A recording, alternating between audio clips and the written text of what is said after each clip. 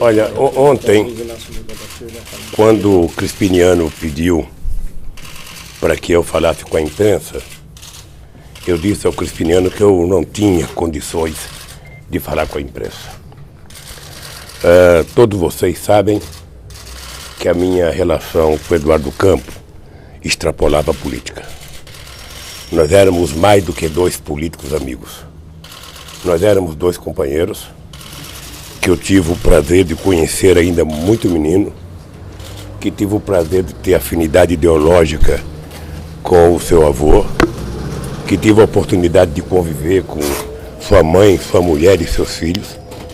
E, portanto, eu acho que nenhum ser humano está preparado para receber a notícia como eu recebi ontem da presidenta Dilma.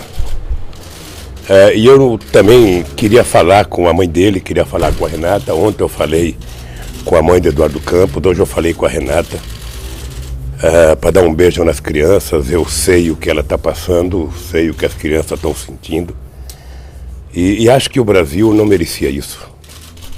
Acho que o Eduardo Campos era uma figura extremamente promissora. O Eduardo sabia de alguns pensamentos meus, ou seja, eu dizia para o Eduardo, não há divergência política que possa arranhar a relação de amizade que nós construímos. Por mais que a gente possa em qualquer momento ter divergência, a nossa relação está consolidada porque eu digo sempre que nem todo irmão é um grande companheiro, mas todo companheiro é um grande irmão. E o Eduardo era um grande companheiro meu, com afinidade ideológica, com a relação entre famílias. E eu agora estou esperando o resultado do ML para ir a Pernambuco, participar do enterro com a minha esposa, ou seja, e prestar as últimas homenagens àquele companheiro que jamais poderia ter morrido, e muito menos da forma com que ele morreu. Eu acho que o Brasil perdeu um político excepcional. Eu sei que muitas vezes é fácil a gente falar das pessoas quando morrem, porque parece que todo mundo fica bom. Mas o Eduardo era excepcional. Eduardo, eu lembro até de uma certa ciumeira que existia no PT por conta da minha relação com o Eduardo quando eu era governador de Pernambuco.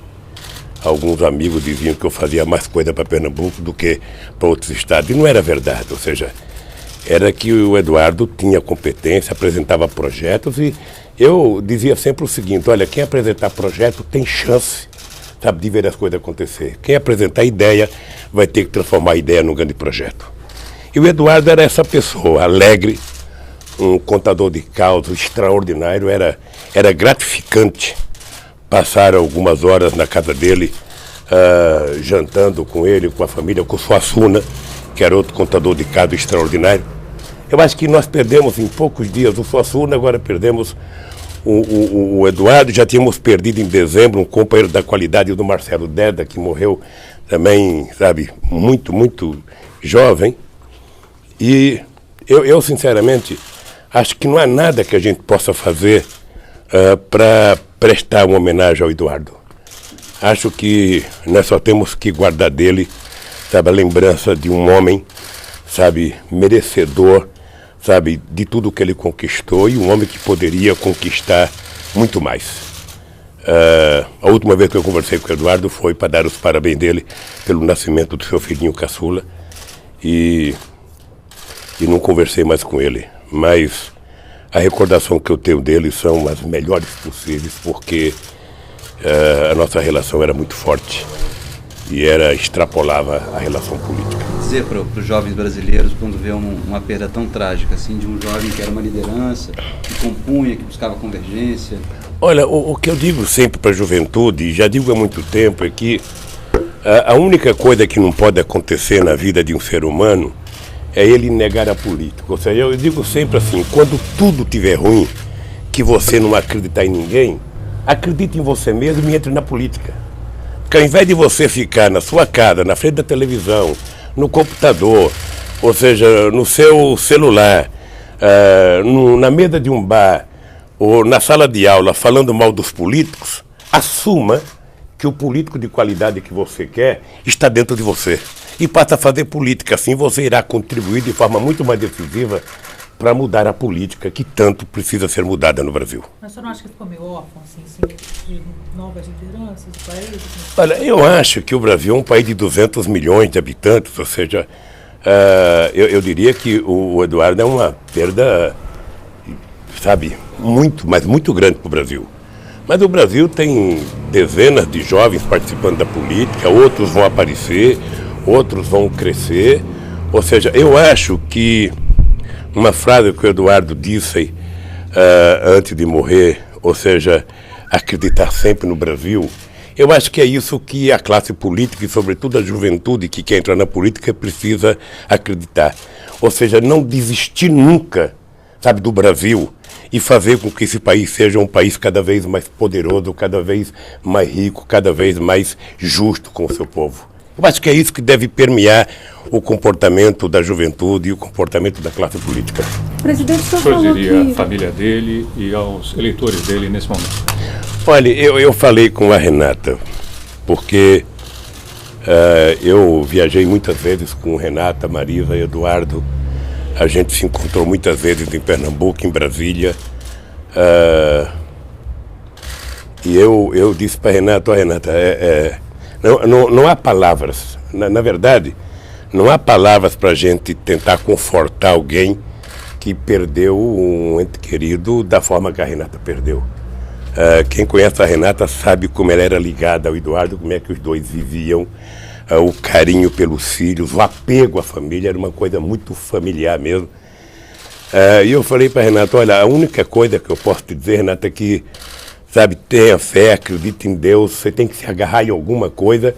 E ela tem 5 filhos, tem um caçulinha, sabe, de 7 meses, que ela tem que se agarrar a ele. E eu acho que ele é, na verdade, a força motora que vai fazer a Renata sentir prazer pela vida, batalhar para ver esse menino crescer da forma que o Eduardo queria. A família do Eduardo e da Renata conviviam muito, era uma coisa muito familiar. E nessas alturas a gente só tem que dizer o seguinte, gente, olha, por mais difícil que seja, a gente tem que dizer que a vida continua, nós precisamos, sabe, batalhar, continuar trabalhando. E eu acho que o que a gente pode fazer pelo Eduardo é ter o seu comportamento e a sua vida política como exemplo. Sabe, eu vivi com o Eduardo bons e maus momentos. Sabe, desde que o Miguel Arraes me apoiou em 89, depois quando o Miguel Arraes foi governador, depois quando a situação não estava boa, que a gente estava numa situação difícil, o Eduardo foi um companheiro de todas as horas. Ele foi ministro na hora que eu precisei que ele fosse ministro, ele votou para a Câmara na hora que eu precisei que ele votasse para a Câmara. E o Eduardo, ele, junto comigo e junto com o Humberto Costa, ele patrocinou talvez o maior gesto, sabe, de decência política que o mundo já viu. Ou seja, o Eduardo Campos foi candidato a governador em 2006 pelo PSB, o Humberto foi pelo PT, eu era candidato a presidente, eu subia com os dois no palanque, com a torcida do PSB, a torcida do PT, cada um com as suas bandeiras, ninguém vaiava ninguém, todo mundo ouvia o Humberto, todo mundo ouvia o Eduardo, e eu dizia, olha, aqui nós somos um grupo de companheiros, estamos disputando, sabe, para ver quem chega em primeiro lugar, e aquele que chegar em primeiro lugar, nós vamos trabalhar e vamos eleger. E foi assim que aconteceu, fizemos a campanha inteira, sabe, num gesto de grandeza do Eduardo, porque ele poderia ter se recusado, ou num gesto do Humberto, que poderia ter se recusado. Então os dois promoveram, junto comigo, talvez o maior gesto de decência política que esse país já viu. 2 adversários, disputando a mesma vaga, subindo junto no mesmo palanque, e os eleitores dos dois respeitavam o discurso de cada um, e depois cada um, no outro dia, trabalhar para o seu candidato. Ou seja, eu tentei repetir isso em outros lugares, não é possível, não é fácil, porque precisa ter grandeza. E o companheiro Eduardo teve essa grandeza. Presidente, o senhor ligou também para a candidata Marina Silva, que é sua amiga? Como... Não liguei ainda para a Marina. Estou tentando falar agora com o Roberto Amaral, que é o vice-presidente do PSB.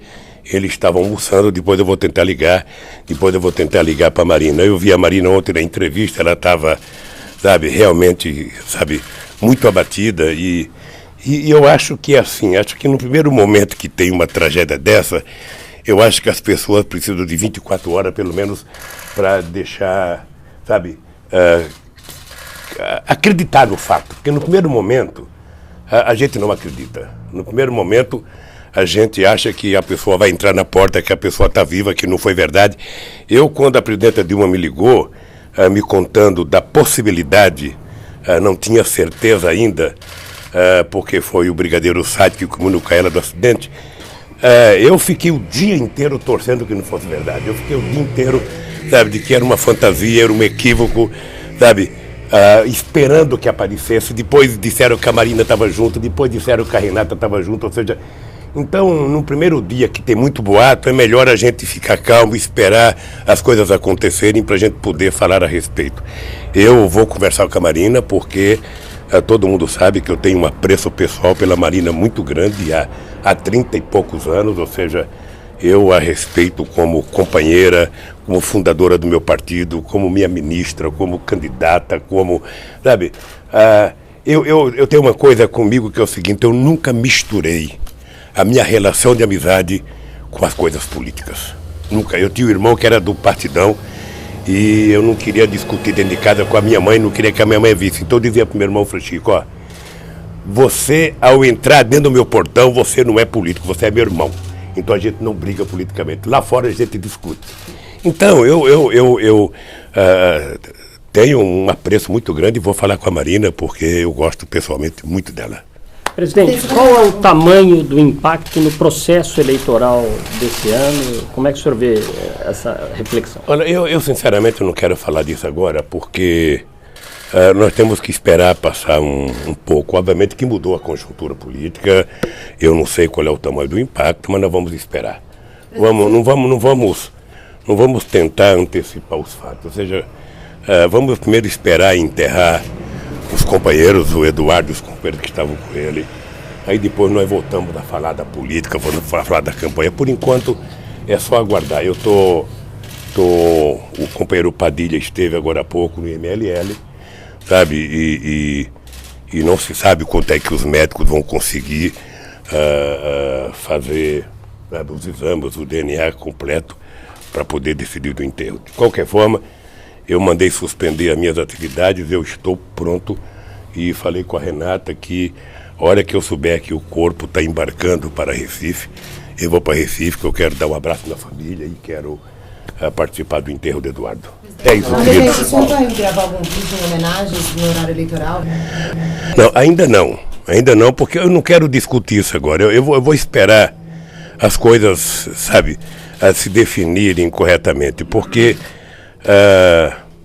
eu acho que a homenagem que eu posso prestar a Eduardo é manter dele, sabe, a imagem de um companheiro que eu convivi intensamente antes da política e depois da política, e antes dele ser governador e antes de ser presidente.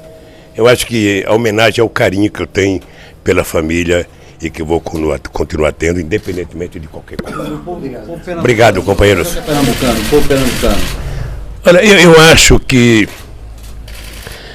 Pernambuco vai sentir muito. Eu acho que eu tive a honra de conviver com o Eduardo como candidato, como governador. Depois eu saí da presidência e continuei convivendo com o Eduardo. Eu acho que, indubitavelmente, ele foi talvez a mais importante figura pública de Pernambuco. Eu acho que ele já tinha deixado o governo, portanto, o povo já estava sentindo a falta dele. Mas eu acho que para o Pernambuco, para o Nordeste, para o Brasil, o Eduardo é uma perda muito grande.